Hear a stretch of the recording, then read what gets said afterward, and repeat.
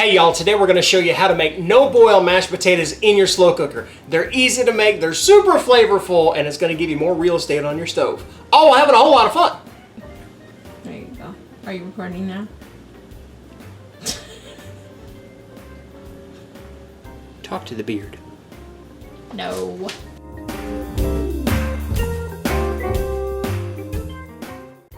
Hi, welcome back to another edition of Cooking Chris's Dishes. Straight from recipesthatcrock.com, which is my beautiful wife's cooking blog, and today we're going to do a quick and easy recipe on how to make taters without boiling them.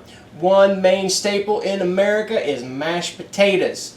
And, well, you ever tried to watch water boil? It takes quite some time, and there's other things you could be doing besides watching potatoes boil. So this is a way to do it without boiling your potatoes. It gets them out of the way, so if you got other stuff you want to do on the stove, you can. Remember, I am the official real estate agent when it comes to the kitchen. And I want to get my taters away from the stove. I can make a whole lot more of them. They're going to be super flavorful with all the stuff we're going to put in them, but really, really simple at the beginning. All the work is later. Right now, all you want to do is peel or no peel. That's up to you. You got your taters. We don't peel ours. We kind of like the skins. If you're one of those people that don't like the skins, well, peel your potatoes. Quarter them up. The smaller that you cut these up, the quicker they will cook. I've got mine in little bite-sized pieces, so they're actually going to cook a little quicker, which is great because I want to do a quick shoot today. So what you're going to need are the following ingredients to start. These potatoes. Now, I just quartered mine up, I washed them real good, and I rinsed them, and I kept them underwater until we started to tape so they wouldn't go brown. If they start to go brown, they're not going bad, they're just getting hit by the air. It's going to be okay. And then you also need 3/4 cup of chicken broth to start out with. That's it. Mikey. Yes, ma'am. How much potatoes? You just said potatoes, and what kind of potatoes? There's lots Well, you're of going to have to go to referral for that. No. 5 pounds. We're doing a whole 5-pounder of potatoes today. You know, we're going to feed the family. Actually, we're going to feed the fire department, and there's a lot of hungry boys and girls up there. So, my potatoes, 5 pounds, quartered up and cleaned, not peeled because that's the way I like them, and if the fire department doesn't like it that way, then they can peel them later. And then 3/4 cup of chicken broth right over the top of your taters. And you're like, hey, that's not a lot of liquid. And right before we started to shoot that, I said, hey, that's not a lot of liquid. And my beautiful, smart, genius wife said, well, that's because you're not boiling them, you're steaming them, kind of like you do with the parsley potatoes that we've done before.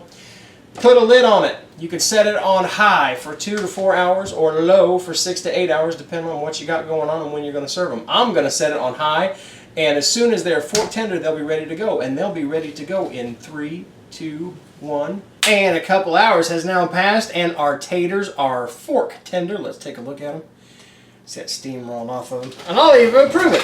I will prove to you that these are fork tender. This is a fork. These are potatoes. And those forks, the fork goes all the way through them. So they are good to go. One thing I did not mention, I failed you. I failed y'all. So if y'all went running and paused this tape to go get some potatoes, somebody might have been saying, what kind of potatoes you using? Well, we're using them little red potatoes. And we like those better than we do like a regular Idaho Spud kind of thing. They're less starchy, and to me, they're sweeter. What do you think, babe? That's the same thing. I think they're softer potatoes. So yeah. You could use you don't have to get the baby reds, but right, you could get a red or even a Yukon Gold. Will butter up the same way too. Mm-hmm. Yeah. But like I said, we like the reds around here just because they're a little bit of a sweeter potato. They're not a sweet potato, but they're a sweeter flavor of potato. So they've cooked up now in that chicken broth, and you don't want to overcook them because you don't want to dry them out for sure, but they're perfect, just like me. I apologize. I kicked the tripod, and you're going to know that in editing. I have to confess now. I felt a little shaken. I just thought it was because it smells so good in here. But now what you're going to need to finish this dish off is 2 to 3 cloves, and one of these cloves is pretty big, of garlic minced up, and I'll mince that here in a minute. And then you want, I'm going to use a stick, which a stick is a 1/2 cup of butter. You can use up to 3/4 cup of butter. Depends on how buttery you want your taters. One brick, one little package of cream cheese. And you want 1/2 cup of sour cream. To see all the dairy that's going to go in there, it's going to make them really, really creamy. And then salt and pepper to taste. So here we go. I'm going to start off with, better remove my lid. Am I recording just to make sure I'm doing that? Because otherwise y'all ain't going to see none of this. I'm going to take and pop in my butter. And she says to use softened butter. It's softened a little bit. It's set at room temperature for a little bit, but that's also where I cut them into little pats. That way it wouldn't take as long for that butter to melt. Now that it's stuck on my thing. And then I'm going to go ahead and slice up my cream cheese the same way, just so it doesn't take as long for that to melt down into my taters. And then my cream, or my sour cream, that's what it is. I forgot to splash. I'll be right back. Did you miss me? And we'll pop that in there. And again, that's going to make us so creamy. Kind of think of like with baked potatoes, when you put sour cream in baked potatoes, how it makes that taste. My mouth is watering right now because I cannot wait to try this. And then real quick, I'm just going to smush my garlic. We normally use freeze-dried garlic just for the convenience. Yes. But we're out! You know why? Because we used it all! And that's not convenient. No, it's not convenient. That's our favorite stuff to use because it's so simple. And you can just grab and toss it in. Yeah, and it works. It's garlic is all it is. It soaks up whatever moisture you got and livens itself back up. Since we don't have that though, just kind of mince up my garlic here. Try not to get my fingers. It would make for an awesome YouTube video. No. But it wouldn't make for an awesome doctor's visit. There we go. Get it minced up kind of fine. I don't think anybody really wants to bite in and get a huge chunk of garlic in there. No. And if you don't like garlic, just leave it out. We have people comment all the time that, oh, I can't like those potatoes because they have garlic in them. Leave the garlic out. Most things that have garlic in them, if you're not a garlic fan, you can just leave garlic out. Yeah, same thing with onions, mushrooms. If there's something you don't like or you're allergic to, change the recipe a little bit. If you're wondering what you could change it to, email me, Mikey@recipes.crock.com. And I'll probably tell you what's in my head, but I don't know whether this is going to be the truth or not. So now, mash your taters. For possible helpful tip, yeah. email. Yeah. Don't blame Cris. What I'm going to do now is mash them up.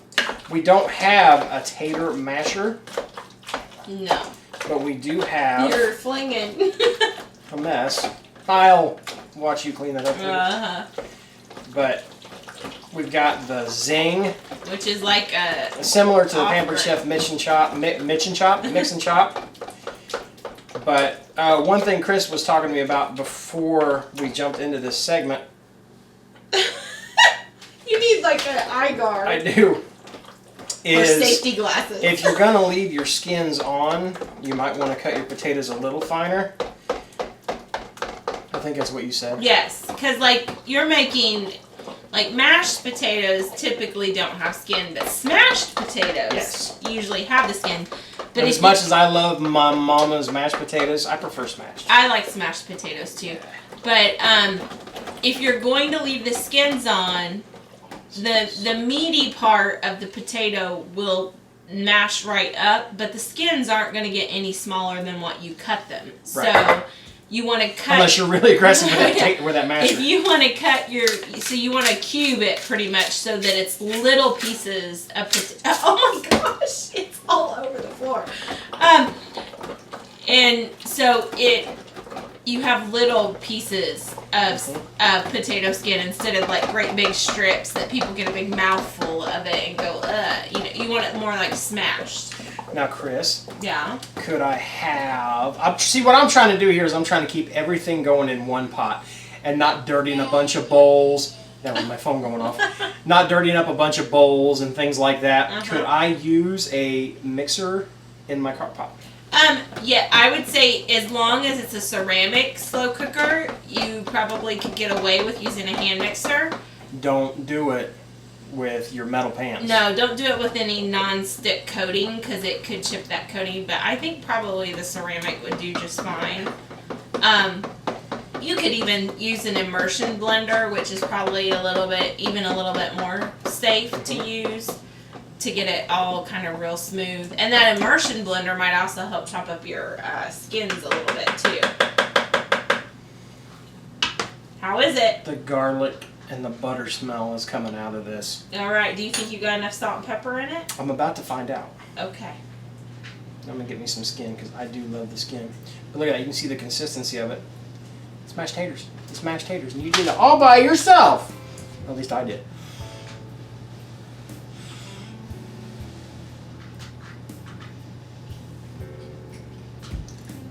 What do you think?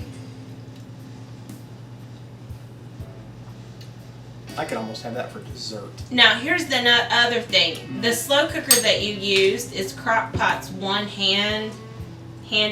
So you Check can this show out. them. So, like, this is great for the holidays. Crock Pot is not sponsoring this, but this is just one of our favorite kind of tips.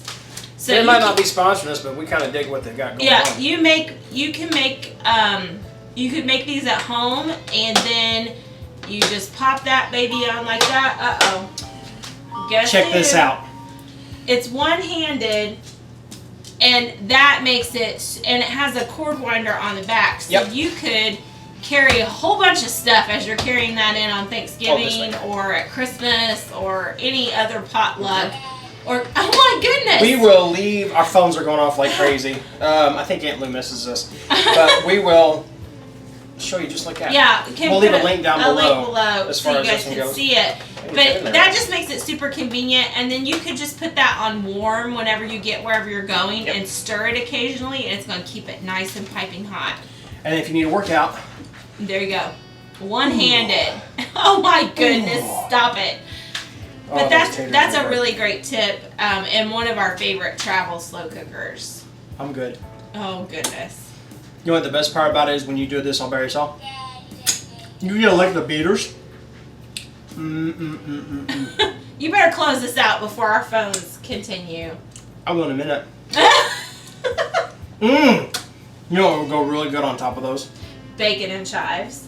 And cheddar cheese. But you're right on the bacon. That is extremely good. I definitely like that. And I think, in my personal taste of things, 2 cloves of garlic. If you like garlic, I think 2 cloves is enough.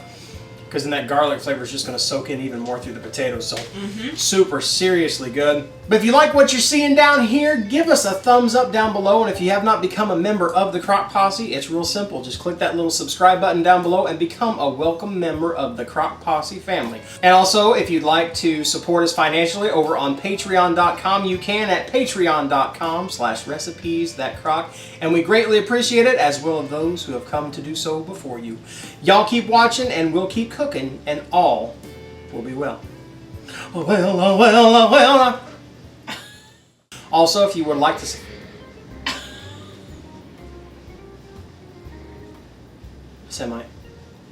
I think I have mashed potatoes in my mustache. I'll definitely clean that up later.